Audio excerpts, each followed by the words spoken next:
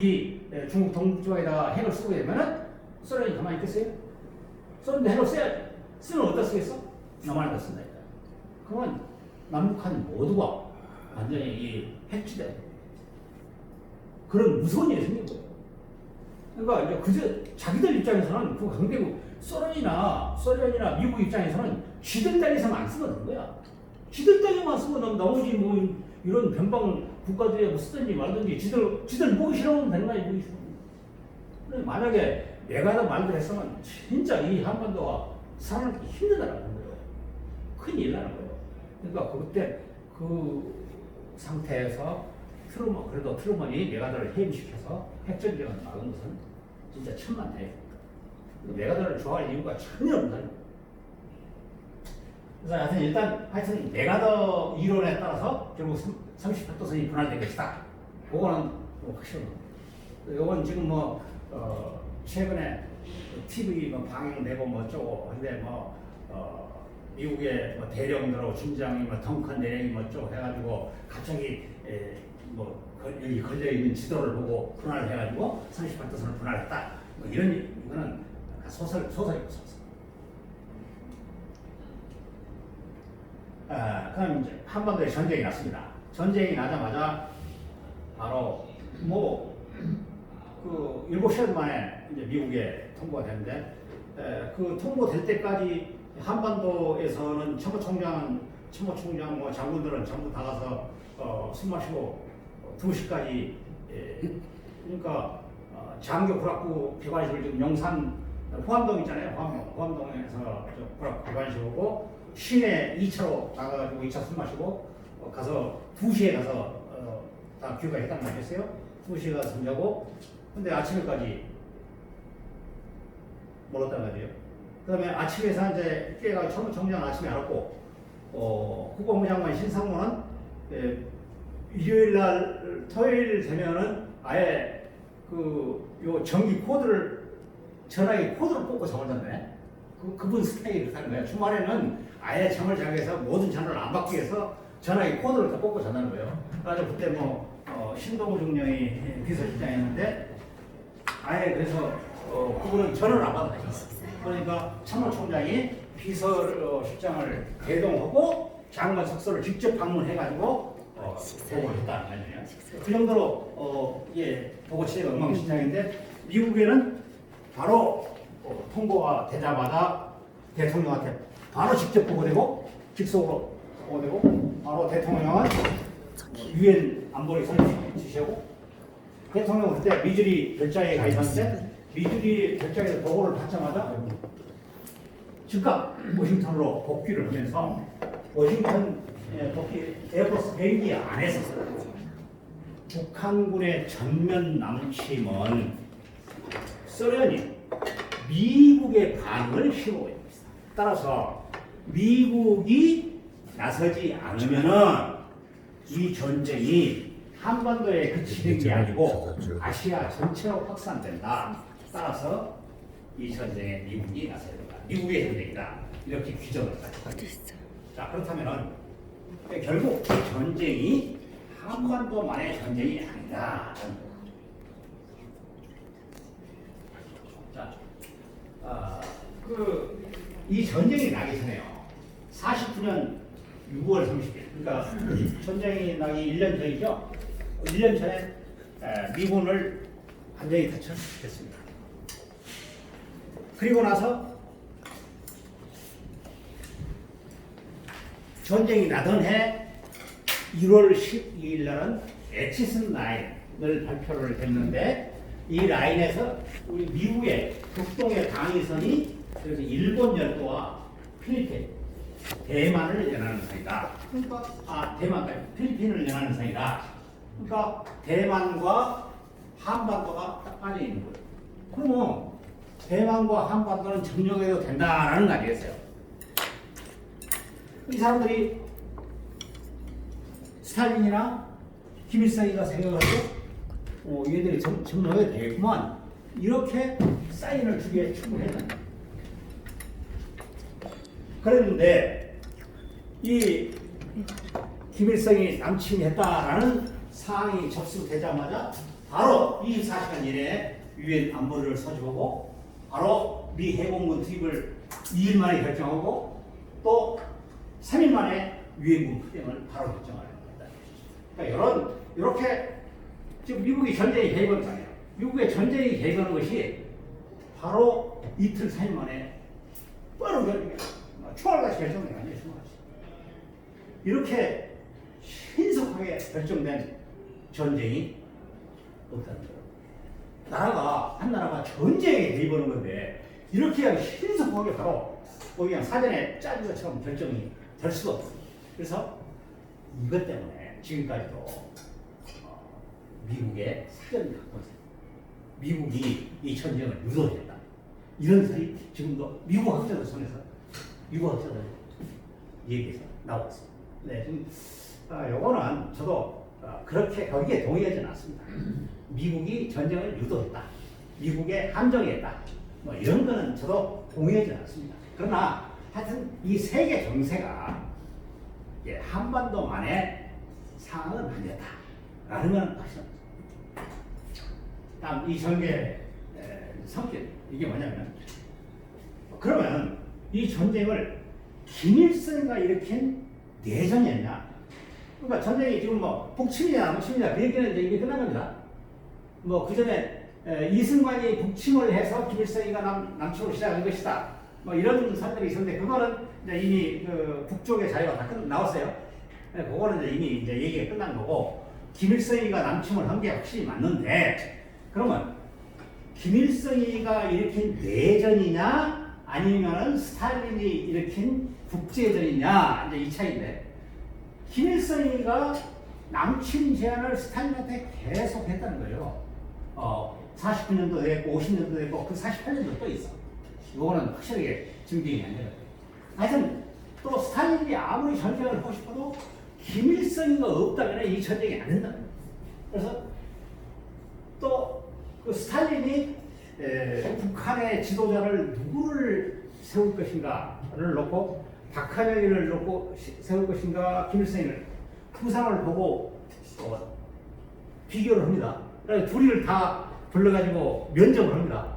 그래가지고 결국 마지막으로 김일성으로 낙점을 합니다. 근데 그 과정에서 스탈린이 김일성으로 낙점하는 과정이 그 젊은 친구 김일성의 어떤 젊은 패기를 더 샀지 않느냐 하는 그런 설이 있습니다. 그리고 두 번째는 이제 스탈린의 주도성입니다. 스탈린의 어떤 세계 공산화 전략, 동방에서 부동함을 얻기 위한 그런 전략. 그리고 1948년도 9월 8월달에 자신들의 어떤 핵실험, 그다음에 중국의 공산화 이런 것들을 고려해서 그 전에는 김일성이 남침하겠다 그러면 절대 못하게 하겠다.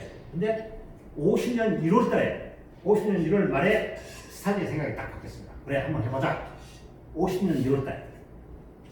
그러니까 그 배경이 그런 걸로 볼 때 스탈린이 주도했다. 이런 겁니다. 그러니까 스탈린이 주도했다면 국제전이 되는 거고 김일성이 주도했다면 내전이 되는 거예요. 근데 이거를 6.25 전쟁을 내전적 국제전 성격을 이렇게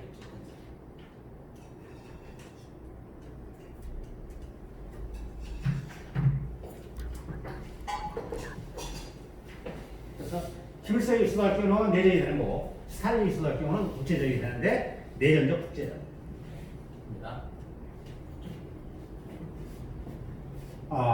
이 전쟁은 그러면 이제 누가 이겼느냐?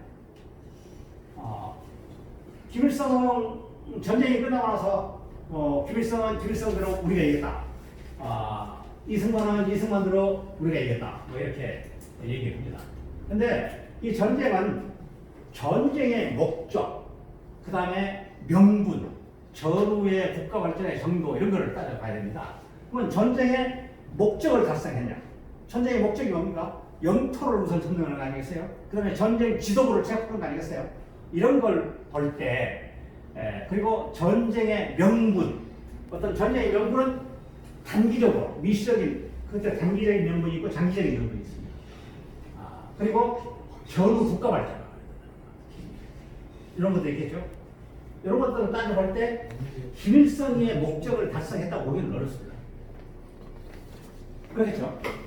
자, 그래서 사실 김일성이가 이긴 전쟁이다 이렇게 보기는 어렵습니다. 제가 그래서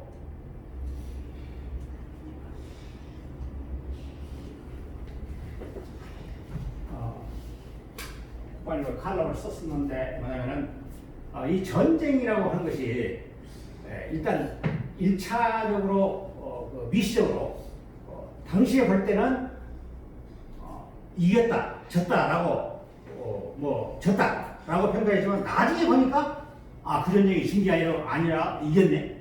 또 그때 이겼다 했는데 나중에 보니까 그게 이긴 게 아니었네. 그런 전쟁이 있었어. 그게 뭐냐면 대표적인 게 제1차 걸프전. 이라크가 쿠웨이트를 침공했던 전쟁이 있죠. 그때 아버지 부시가 전쟁을 했는데 쿠웨이트를 몰아내면서 사담 후세인을 잡지는 않았죠. 그러나 이라크 바그다드 직전에서 종전을 딱 했습니다. 그 전쟁을 놓고 나서 도대체 이게 무슨 전쟁이냐? 왜 그 바로 바그다드 앞에서 전쟁을 멈추냐? 아예 바그다드까지 밀고 들어야지. 이렇게 얘기하는 사람들이 많이 있었습니다. 그래서 이 전쟁은 별로 반쪽짜리 승리다. 이렇게 얘기했죠. 그리고 반대로 이제 아들 부시가 자유의 작전을 해가지고 완전히 바그다드 다 점령을 하고 나서 그 5월 1일날 그 함상에서 걸프만 함상에서 승리를 선언을 했죠. 그때는 이긴 것 같았죠. 근데 지금은 반대로 두 개가 다 바뀌었습니다. 사실 이 걸프전에서는 그때 해보니까 아버지 부시가 한 게 맞는 거예요. 그리고 이 아들 부시가 했던 그 전쟁은 지금으로 평가하면 그건 완전히 패전이죠. 그래서 이렇게 전쟁의 사례를 볼 때 이게 이긴 전쟁, 진 전쟁은 그 단기적인 관점으로 볼 수가 없어요. 미국의 베트남 전쟁을 당시에는 미국의 패전, 미국의 진 유일한 전쟁 이렇게 봤어요. 근데 사실 지내놓고 보니까요, 베트남이 완전히 최근에는 미국과 수교해가지고 완전히 뭐 미국과 베트남이 전혀 다른 사이가 됐잖아요. 그런 면도 볼 때 조금 상황이 다르다고 보죠. 그래서 제가 2010년 국방백서를 제가 썼는데 결론을 제가 이렇게 냈습니다. 6.25 전쟁은 동족 상전의 비극이었지만 대한민국이 유엔 참전국과 함께 공산주의 확산을 저지했다. 자유소의 전쟁이죠. 자유민주주의가 승리했다. 결국 그때 이 전쟁을 일으킨 이유가 뭐냐면은 공산주의 확산, 도미노 이론이라고 공산주의가 확산시킨 거예요. 그다음에 트루먼이 전쟁에 개입한 것은 공산주의 확산을 예방하려는 거예요. 그러니까 뭐 이게 가서 북한 정권을 싹 쓸어버린 거에 승리하는 게 아니고 일단 북한 정권을 그 휴전으로 마무리했지만은 그 상태에서 공산주의 확산이 퍼지는 것은, 공산주의가 들불처럼 번지는 것은 막았다. 그래서 일단 6.25 전쟁의 승자는 자유민주주의가 승리한 전쟁이었다. 그렇게 판단할 것이죠. 다음, 전쟁은 계속 중인가? 전쟁, 이게 지금 휴전이냐, 뭐 종전이냐, 뭐 이런 얘기죠. 그런데 이제 요거는 그 일반 사람들은 전쟁을 하면은 계속 싸움만 하고 휴전 협상은 뭐 나중에 협상을 하고 뭐 이런 걸로 아시는 분들이 많이 있는데 전쟁을 하면서도 항상 협상은 계속합니다. 전쟁을 하면서도 한쪽에서는 싸우고 한쪽에서 협상하고 계속 하는 거예요. 그러니까 이게 6.25전쟁에도 협상이 계속 있었어요. 그러니까 서울 인천 상륙작전 바로 하자마자 중국 측에서 협상이 있습니다. 그래서 미군이 38도선을 넘지 마라. 이렇게 협상을 했어. 미국이 38도선만 넘지 않으면 우리는 더 이상 이 전쟁에 개입하지 않겠다. 그게 주얼 자원다이가 인도에서 파이카를 불러가지고 유엔군의 북진을 막아달라고 중재였어. 그런데 메가다가 딱 까먹겠죠. 그 다음에 이제 그래서 결국 중국군이 개입을 하게 됐죠. 중국군이 개입하고 나서 이제 평양에서 두 번 얻어맞았죠. 그래서 이제 1차 공세, 2차 공세 두 번 얻어맞습니다. 두 번째 얻어맞을 때 장진호 전투라고 해가지고 그다음에 개천 전투라고 해가지고 이 장진호에서 미 해력 1사단이 완전히 깨지고 그다음에 미 2사단이 개천에서 완전히 깨지고 아주 박살납니다. 박살나고 정말로 평양에서는 그냥 아주 도망친 것이 12월 4일 날 아주 도망쳐 나옵니다. 도망쳐 나오면서 그때 이제 유엔 국가들이 중재를 다시 합니다.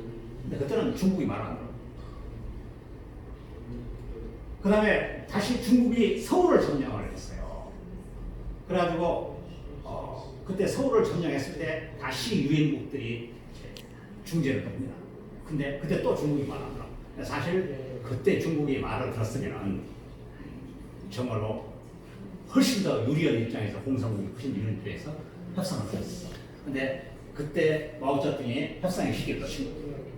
근데 이제 이때 유엔군은 어느 정도 위기였었냐면 만약에 이 중국군이 평택 삼척을 넘어서 금강산까지만 내려오면 한반도를 포기해야겠다. 이 정도까지 코너에 올렸다는 것이죠. 근데 이 사람들이 사실 실제로는 거기까지 더 내려올 여력이 없었습니다. 하여튼 그래서 이제 지금 이제